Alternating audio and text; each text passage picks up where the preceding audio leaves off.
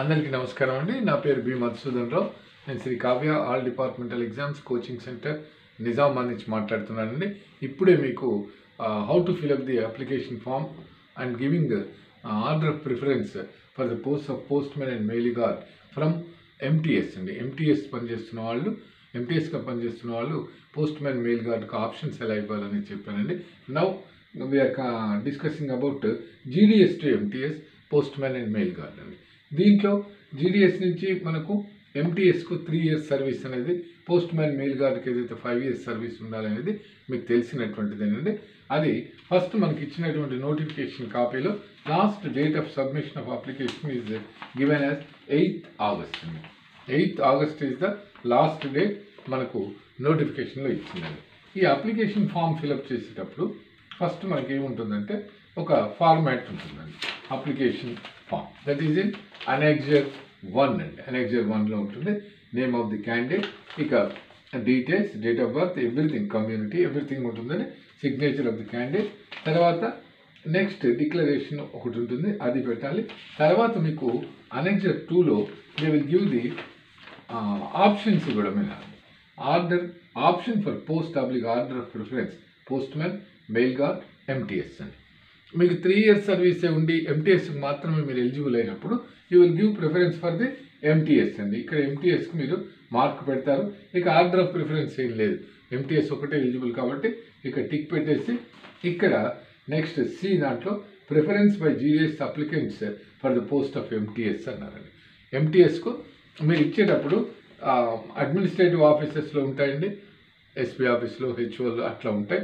తర్వాత DAP accounts ఆఫీసులోనే ఉంటాయి. Subordinate ఆఫీసులు మనకు దిగువన ఉన్న ఆఫీసులు, civil, electrical wing, divisions unit అంటే మనమండి పోస్ట్ ఆఫీసుల్లో ఉన్నటువంటి.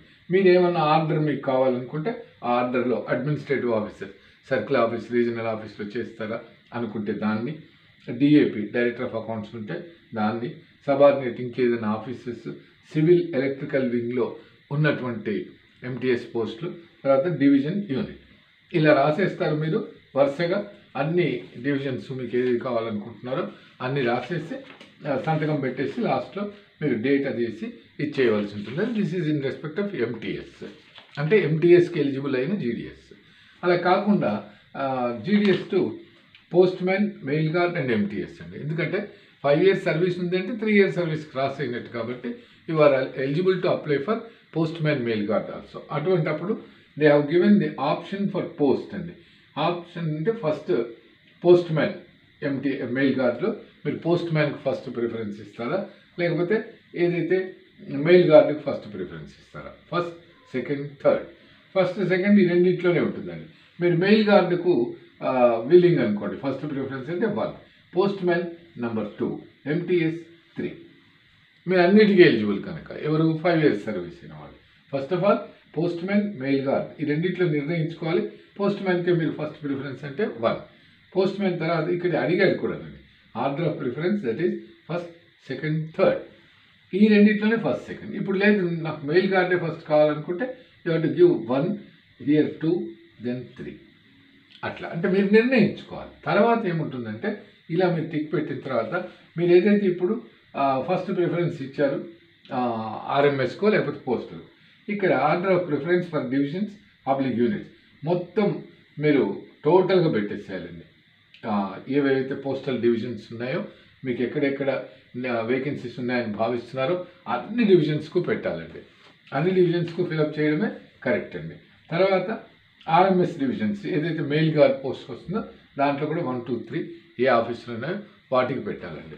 మీరు ఏదైనా ఇప్పుడు పోస్ట్ మ్యాన్ కోసం అప్లై చేసి మీరు మెయిల్ గార్డు గురించి తర్వాత ఇద్దాం అనుకున్నారు, ఒకవేళ ఇవ్వనే లేదనుకోండి, పోస్ట్ మ్యాన్ చాలు నాకు అని పోస్ట్ మ్యాన్గా ఇచ్చినప్పుడు మీరు అన్ని డివిజన్స్ మెన్షన్ చేయలేదనుకోండి, ఏదైనా ఒక డివిజన్కి మీరు ఆప్ట్ చేయకపోతే అప్పుడు మీకు ఏమవుతుందంటే ఆ డివిజన్లో వేకెన్సీ ఉన్నా మీ మెరిట్ వచ్చింది అక్కడికి స్టాండ్ అయినా మీకు ఇవ్వరు, because you are not applied.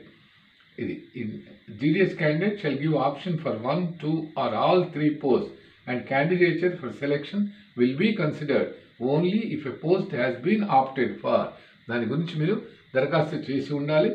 Subject to fulfilling the eligibility conditions For example, an applicant will be considered for male guard only if option is given for male guard.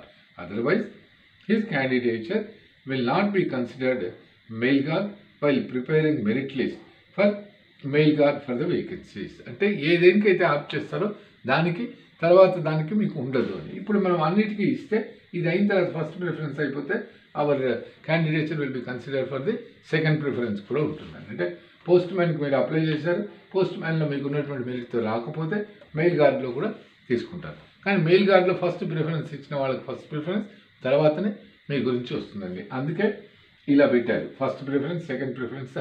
After that మీరు పోస్ట్ మ్యాన్కి ఉన్నటువంటి అంటే అన్ని divisions పెట్టాలండి. మనకు అన్ని డివిజన్స్లో vacancy ఉంటాయి కాబట్టి పెట్టాలి. అలాగే ఆర్ఎంఎస్కి సంబంధించి కింద ఇచ్చారు ఆర్ఎంఎస్ డివిజన్స్ యూనిట్, ఆర్ఎంఎస్లో ఉన్నటువంటివి వాళ్ళకు కూడా మెయిల్ గార్డ్ పోస్టులకు ఆర్ఎంఎస్ కూడా అప్లై చేయాలి. ఆఫ్టర్ దట్ ఇక ఎంటీఎస్కి సంబంధించి అన్ని డివిజన్స్ ఇవ్వాలండి. ఆర్ఎంఎస్ డివిజన్స్లో ఉన్నాయి అనేటటువంటిది ఇక్కడ మనకు ఆర్డర్ ఆఫ్ ప్రిఫరెన్స్ అడ్మినిస్ట్రేటివ్ ఆఫీసులు, సర్కిల్ ఆఫీసులు, రీజనల్ ఆఫీసులు, డిఏపి ఆఫీసులు, సబార్డినేట్ ఇంకా వేరే ఆఫీసుల్లో, సివిల్ ఆఫీసుల్లో, ఎలక్ట్రికల్ వింగ్లో, ఆ తర్వాత డివిజన్ యూనిట్ ఏదైతే పోస్టల్ డివిజన్స్ యూనిట్స్ ఏవైతే ఉంటాయో వాటన్నిటికీ ప్రిఫరెన్స్ ఇవ్వాలండి. అలా ఇచ్చి మీరు లాస్ట్లో సిగ్నేచర్ ఆఫ్ ది క్యాండిడేట్స్ అని, తర్వాత డేట్, ప్లేస్ ఇవి వేసి అప్పుడు then you have to submit your application అండి. అంటే ఆర్డర్ ఆఫ్ ప్రిఫరెన్స్తో అనెక్జర్ ఉన్నటువంటిది ఒకటి, ఫస్ట్లో అనెక్జర్ 1 ఉన్నది అప్లికేషన్ ఫార్మాట్ అండి. You have to submit both the order of preference form and as well as application form అండి. That is lost date is 8th August అండి. మీరు అప్లికేషన్ ఫామ్ ఫిలప్ చేయడం అనేది నేను ఇప్పుడు ఎక్స్ప్లెయిన్ చేశానండి. మీకు అందరికీ అర్థమైందనే భావిస్తున్నాను. కాబట్టి గివ్ ప్రిఫరెన్స్ లైక్ దట్ అండి. అట్లా ఇస్తేనే అన్నిట్లోనూ మీరు కన్సిడర్ అవుతారు. తర్వాత మీకు ఇంకా ఏమైనా డౌట్స్ వస్తే మీరు దీన్ని జిరాక్స్ సెట్ తీసుకొని ఒక దాంట్లో కావాలనుకుంటే మీరు పెన్సిల్తోనో రఫ్ పేపర్ అనుకొని ఒక ఆప్షన్స్ ఎట్లా ఇచ్చారనేది నాకు పెట్టండి, వాట్సాప్ ద్వారా పంపండి. మీకు ఇంకేమైనా డౌట్ ఉన్నా ఐ విల్ గివ్ క్లారిటీ అండి. ఓకేనండి, థ్యాంక్ యూ అండి. ఇంకొక వీడియోలో కలుద్దామండి. అలాగే నేను అన్నీ కూడా మీరు చూస్తున్నారో లేదో మన యూట్యూబ్ ఛానల్లో ఎగ్జామ్ పాయింట్ ఆఫ్ వ్యూలో రెగ్యులేషన్స్ గురించి కానీ, వాల్యూమ్స్ గురించి కానీ, జీకే గురించి కానీ, అలాగే మనకు మ్యాథ్స్ గురించి కూడా చిన్న చిన్న హింట్స్ ఉన్నవన్నీ కూడా వీడియోస్ చేస్తున్నానండి. ఇవన్నీ కూడా కంటిన్యూ అవుతాయి టిల్ ది ఎగ్జామ్. అందరూ చూడండి, మీకు తెలిసిన అన్ని గ్రూప్స్కు, ఫ్రెండ్స్కు అందరికీ పంపండి. ఎక్కువ మందికి రీచ్ అయ్యేలా చేయండి, ఎక్కువ మంది సబ్స్క్రైబ్ చేసుకునేలా చేయండి. ఇది ఫ్రీ ఆఫ్ కాస్ట్ కాబట్టి అందరికీ తెలియాలి. అందరూ కూడా కరెక్ట్గా అప్లికేషన్ ఫామ్ సబ్మిట్ చేయాలనేది నా కోరిక అండి. ఓకేనండి, థ్యాంక్ యూ అండి. మరో వీడియోలో కలుద్దాం.